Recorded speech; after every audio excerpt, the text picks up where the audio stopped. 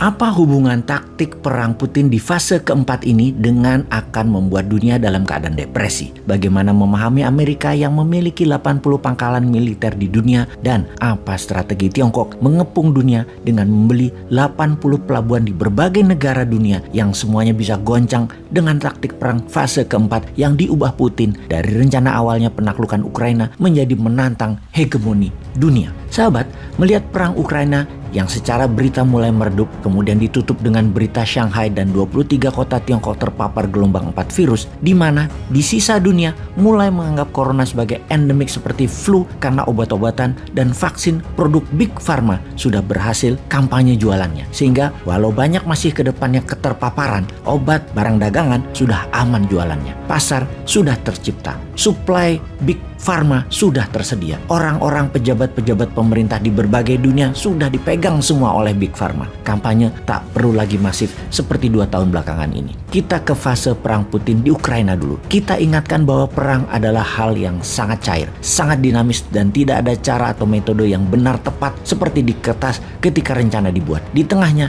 banyak improvisasi dilakukan yang pokoknya by all means kita harus menang perang. Caranya terserah. Maka fase pertama serangan Rusia yaitu menaklukkan 100% wilayah Ukraina, mengusir 10 juta penduduk Ukraina ke luar negeri dengan serangan kilat ke Kiev dan mengganti pemimpin Ukraina dengan yang pro-Rusia. Kemudian Ukraina akan referendum masuk sebagai negara federasi Rusia. Serangan diluncurkan 24 Februari 2022 yang mana hingga tanggal 8 Maret tidak bisa masuk juga ke Kiev, padahal pasukan elit divisi 2 dan 3 Rusia yang dikirim. Ibarat Kopassus dan Denjaka yang dikirim. Tidak tembus juga kota-kota besar di utara Ukraina tersebut termasuk Kiev. Bahkan ketahan di kilometer 30-an jauh dari Kiev. Pasukan Rusia tidak bisa tembus-tembus ke Kiev. Kemudian rencana diubah menjadi strategi bumi hangus ala Aleppo di Suriah dilakukan, dan strategi bumi hangus ini diharapkan secara psikologis tentara Ukraina dan pemimpin militer serta Zelensky terpukul kemudian menyerah. Ternyata hal itu tidak terjadi.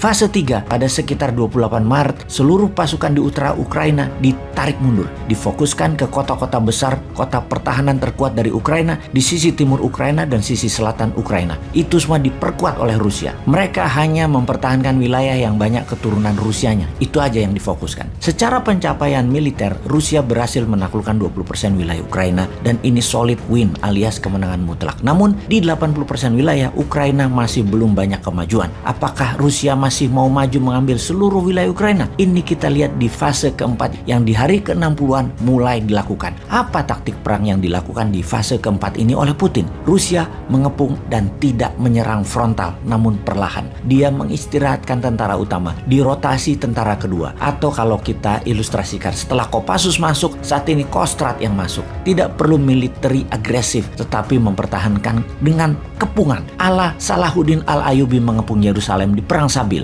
Tujuannya adalah membuat rakyat Ukraina kelaparan dan mengungsi ke barat. Putin memaksa NATO, sekutu dan barat memberi makan seluruh orang Ukraina. Putin membuka saluran kemanusiaan. Setengah dari pengungsi mengalir ke Eropa saat ini sudah. Membiarkan orang Eropa memberi makan setengah orang dari Ukraina, dan setengah sisa orangnya masih di kota-kota yang terkepung menunggu penyelamatan dari pihak barat. Di sisi sebelah barat Ukraina sudah menerima penduduk sisi timur Ukraina, dan dari barat sudah 10 juta yang keluar ke Polandia, ke Rumania, ke Slovakia, Hungaria, dan sangat kurang persediaan makanan, minuman, tempat tinggal, tempat tidur, dan obat-obatan. Di sisi barat Ukraina sudah kekurangan banyak makanan dan minyak untuk listrik. Semua orang tidak memproduksi kebutuhan perdagangan. Tanah tidak ditanami lagi, pabrik-pabrik bahkan tidak dibuka. Puluhan juta orang di Ukraina bergantung pada barat untuk makanan dan minuman. Menurut perhitungan intelijen pertahanan, strategi Putin ini bisa merubuhkan Eropa Barat. Kira-kira dalam 1,5 tahun ke depan, tanpa meluncurkan rudal, Putin akan membuat Eropa Barat, NATO, dan sekutunya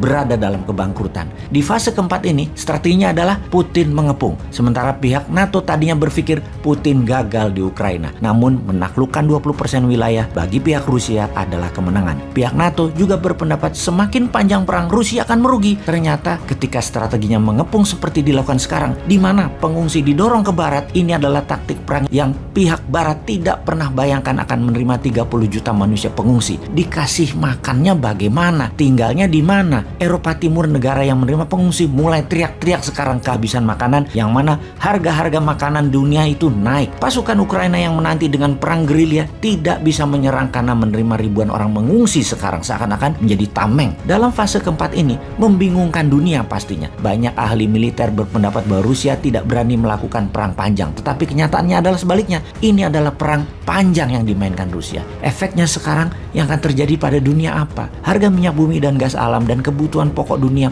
pasti naik tinggi. Daya beli penduduk dunia turun akibat slowdown ekonomi 2 tahun terakhir karena pandemi. Feeling ya ini ya, feeling sekali lagi ya. Dapat dipastikan bukan analisa ini, feeling bosman, Amerika akan resesi. Ekonomi dalam negeri Amerika akan berat di tahun ini yang akan membuat dunia menjadi turun juga daya belinya. Namun Tiongkok secara ekonomi akan menguat. Begitu juga India akan menguat, di mana efek Amerika yang menurun tadi bisa membuat Amerika murka. Daripada Tiongkok terus menguat, kemudian Rusia menang perang, lebih baik dijadiin perang dunia ketiga. NATO masuk ke Ukraina,